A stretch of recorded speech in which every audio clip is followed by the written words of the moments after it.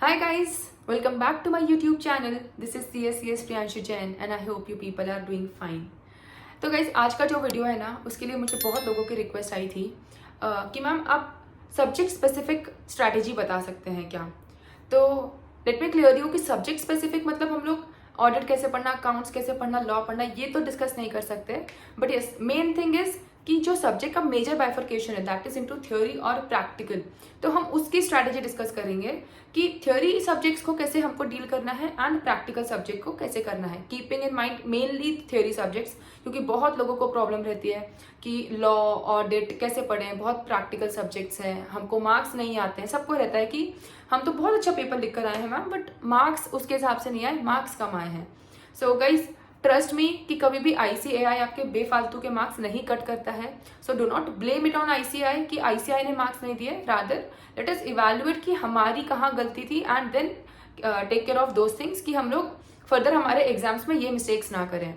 So first starting with theory papers कि हमको theory papers में क्या अलग करना पड़ता है, थ्योरी में बेटर स्कोर कैसे आएगा। तो there are 2-3 points. First thing is कि देखो अभी अपन लोग वो बच्चे वाले एग्जाम नहीं दे रहे हैं ना, we are not in school any more, अब हम लोग प्रोफेशनल लेवल का एग्जाम दे रहे हैं। सो ICAI भी आपसे थोड़ा तो प्रोफेशनलिज्म एक्सपेक्ट करेगा, क्योंकि आप अल्टीमेटली CA बनने के बाद प्रोफेशनल बनने वाले हो। तो हम लोग जब पढ़ते हैं ना तो हम लोग क्या करते हैं, ऑडिट पढ़ लिया, लॉ पढ़ लिया, सब पढ़ लिया, कॉन्सेप्ट्स क्लियर है एंड वो बहुत नेसेसरी भी है, कॉन्सेप्ट्स हमको क्लियरली आने भी चाहिए, है ना, उसके बिना तो आप पास ही नहीं हो सकते। तो कॉन्सेप्ट्स क्लियर है, very good, very important thing. But उसके साथ ही साथ हमको एक चीज और करनी पड़ती है कि गाइस हमको थोड़ा सा कीवर्ड्स में भी ध्यान देना है, क्योंकि जितने आपको कीवर्ड्स ध्यान रहेंगे ना उतना आप लोग एग्जाम में लिख कर आओगे, और एग्जाम में जितने कीवर्ड्स यूज करोगे उतने आपके मार्क्स बढ़ने की प्रोबेबिलिटी बढ़ जाती है। क्योंकि अभी हम लोग वही आंसर लिख रहे हैं, ठीक है, कॉन्सेप्चुअली मैंने सब कुछ सही लिखा, पर एकदम एक लेमैन लैंग्वेज में लिख दिया, एक नॉर्मल जैसा इंसान लिखेगा। तो ऐसे आप बोलेगा कि यार क्या है, हम आपको प्रोफेशनल बना रहे हैं, आपने लैंग्वेज कितनी लो यूज की है।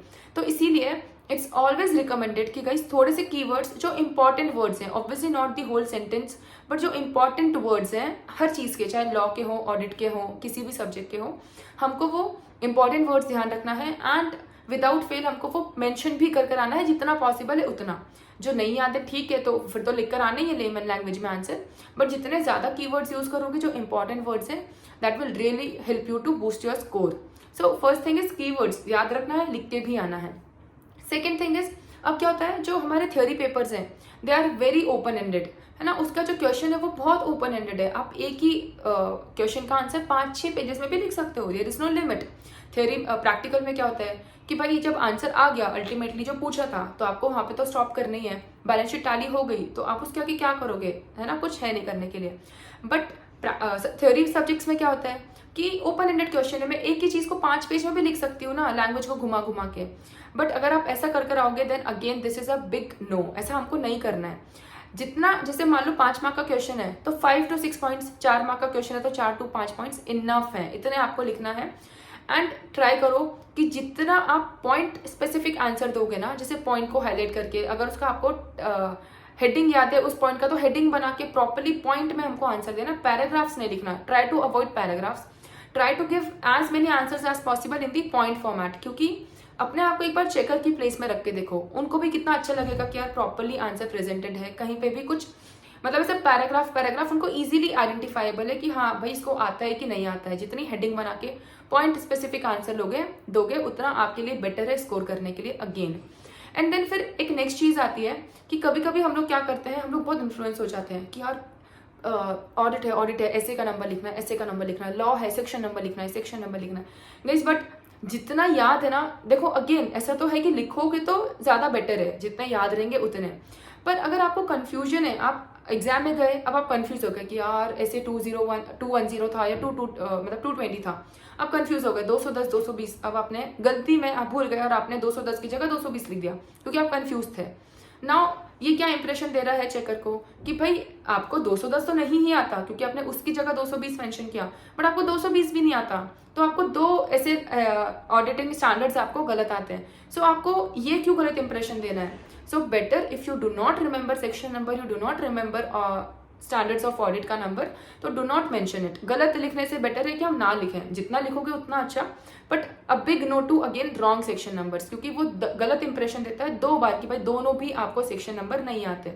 सो there are these few points. Then next thing is कि आप लोगों को बहुत सारे क्वेश्चन ना केस बेस्ड आते हैं। केस बेस्ड मतलब ए और बी के बीच में ये कॉन्ट्रैक्ट हुआ, ऐसा ऐसा इनके बीच में हुआ, अल्टीमेटली आपको इसका आंसर देना है कि भाई अगर बी डिमांड कर रहा है कुछ रुपए ए से एज अ पेनल्टी, तो वो सही है या गलत एज पर दी प्रोविजंस। नाउ अगेन आप लोग इसका पैराग्राफ में आंसर दोगे ना, उससे बेटर है। There is a particular way to solve case study question, जिसमें ना फर्स्ट हमको लिखना चाहिए facts of the case. Facts of the case में क्या लिखना है इस कि जो क्वेश्चन दिया है उसी को शॉर्ट में करके क्विक 1-2 लाइन में हमको एक्सप्लेन करने के क्वेश्चन में क्या पूछा है। नेक्स्ट उसमें आप लिख सकते हो एक्ट या प्रोविजंस एप्लीकेबल, मतलब से for example as per Indian contract act 1872 and whatever is the section number.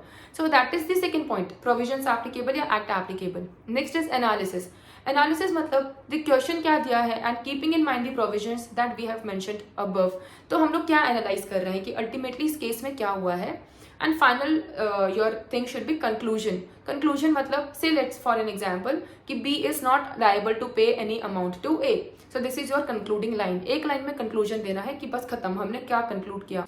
सो अब खुद ही इमेजिन करो, एक जगह पैराग्राफ लिखा है, दूसरी जगह ये अपन ने जो एकदम पॉइंट स्पेसिफिक आंसर दिया है, कितना अच्छा दिखता है देखने में। एंड आप एकदम टू द पॉइंट भी आंसर दे रहे हो और चेकर को भी लगेगा कि हाँ भाई इसको तो बहुत अच्छे से आता है। So these are few points for theory subject, आपको ध्यान रखना है। एंड आप जितना इन चीज़ों को फॉलो करोगे उतना आपके स्कोर भी अच्छा होगा।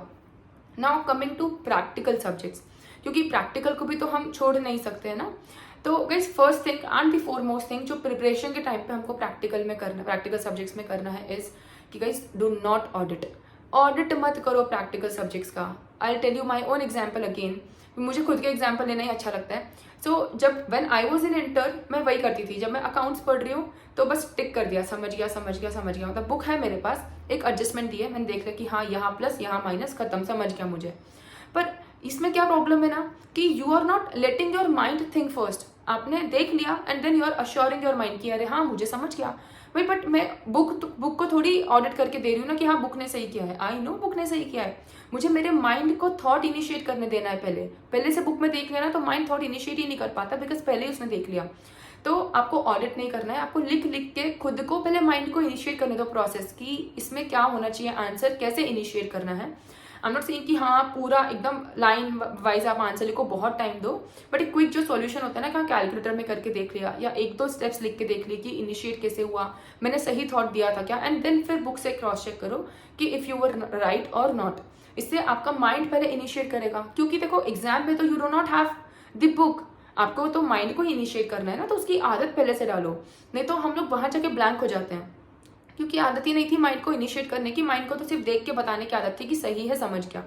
सो इसीलिए पहले से थॉट माइंड को इनिशिएट करने दो, एंड जितनी आप ये सारी चीजें फॉलो करोगे उतना आपके मतलब पेपर में अच्छा होगा। And then one last point for practical subjects is कि हम लोग ना प्रैक्टिकल्स में इतने ज्यादा हो जाते हैं कि यार अकाउंट्स है, ठीक है अकाउंट्स अपने क्वेश्चन सारे देख लिए, अब हम लोग ना भूल जाते हैं कि भाई थोड़ी सी थ्योरी अकाउंट्स में भी आती है, एट द सेम टाइम थोड़ी सी थ्योरी कॉस्टिंग में भी आती है। तो कॉस्टिंग में भी थ्योरी क्वेश्चंस आते हैं, अकाउंट्स में भी 1-2 थ्योरी क्वेश्चंस आते हैं। So do not ignore the theory part of practical subjects.